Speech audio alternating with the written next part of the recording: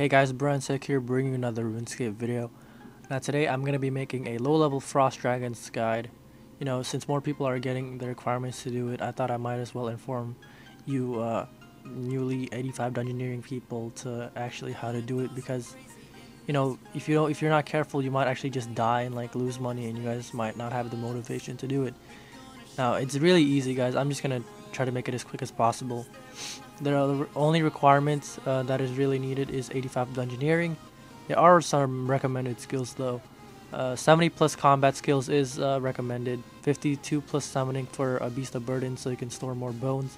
I know that you need like 40 summoning for a bull ant, but that's really not worth it, to be honest. You might as well just use a magic note paper.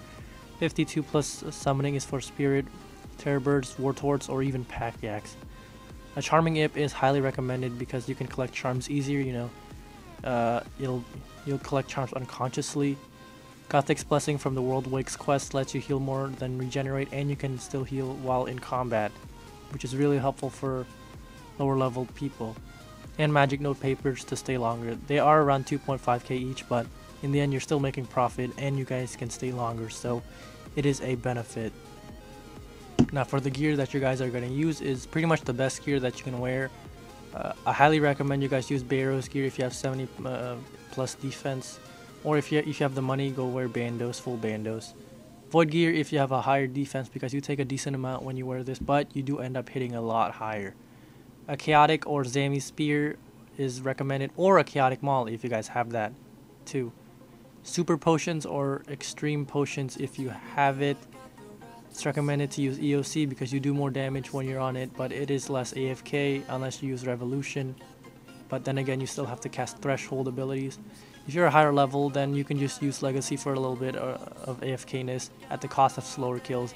It's really not that slow, to be honest, but the AFK-ness is a little bit worth it because, you know, you guys don't feel the time, like you guys have to concentrate. An hour feels like 45 minutes. How to get there is really easy. You guys just need to use the Port Serum Lodestone and go south to Mudskipper's Point and go to the Ice Warriors / Giants area and enter the Dungeoneering Resource Dungeon that's just located on the left side. And killing them is really easy. You just pot up, you know, turn on your prayers if you want to, and auto attack the monsters while casting abilities if you're on EOC.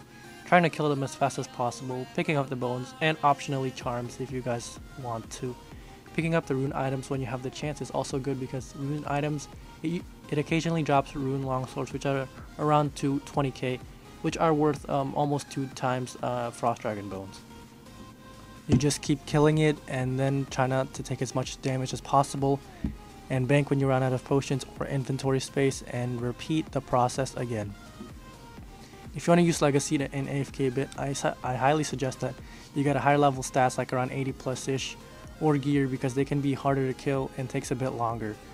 It takes slightly longer to kill, but the AFK is more worth it in my opinion. But if you guys don't have that, then just stick to EOC, because your guys are gonna get pretty fast kills without, you know, taking too much damage, and you guys can end up making more money at the same time. Now the only danger about killing Frost Dragons is the orbs. The orbs will appears at random, but usually after a while, since the Frost Dragons attacked you or starts to get aggroed. The orb will reflect damage that it is taking, so don't attack it unless the orb fully disappears. And the orb rotates around 2.5 times around its body, so just wait it out. But the thing is that Beast of Burdens or Familiars can attack it without taking recoil damage, so I mean that really doesn't mean that much, but that just means that don't use your Threshold abilities when the orb comes out, because you're just going to get comboed and pretty much die. And be careful of your health too when that happens, and if you have auto retaliate on, because you guys can probably end up dying. Now the profits for this money making method is really great, especially since the only requirement is 85 dungeoneering, which can be you know, quite a lot for some people. An average trip without using magic note paper is about 10 minutes, as I shown on the video. For me, I got 423k in that trip, and realistically, if you can go back 5 times, including banking. You know, because 10 minutes per trip times 6, that's impossible, because you guys have to go bank. So a realistic number is around 5 times, and 423 times 5 is around 2.1 mil, or a little bit more than that. If you use magic note papers, you can get about 2.5k or even more. For me personally, I get around 2.8 to 3 mil just from using a mix of magic notepaper and a war tort, and using a legacy mode when I'm using Bandos and Dragors. If you have a yak, you can get around 3 mil to 3.5 mil per hour, you know, very easily, because you guys will never have to go back at all, so that eliminates banking time fully. And I hope that helps you guys out with the Frost Dragons, guys.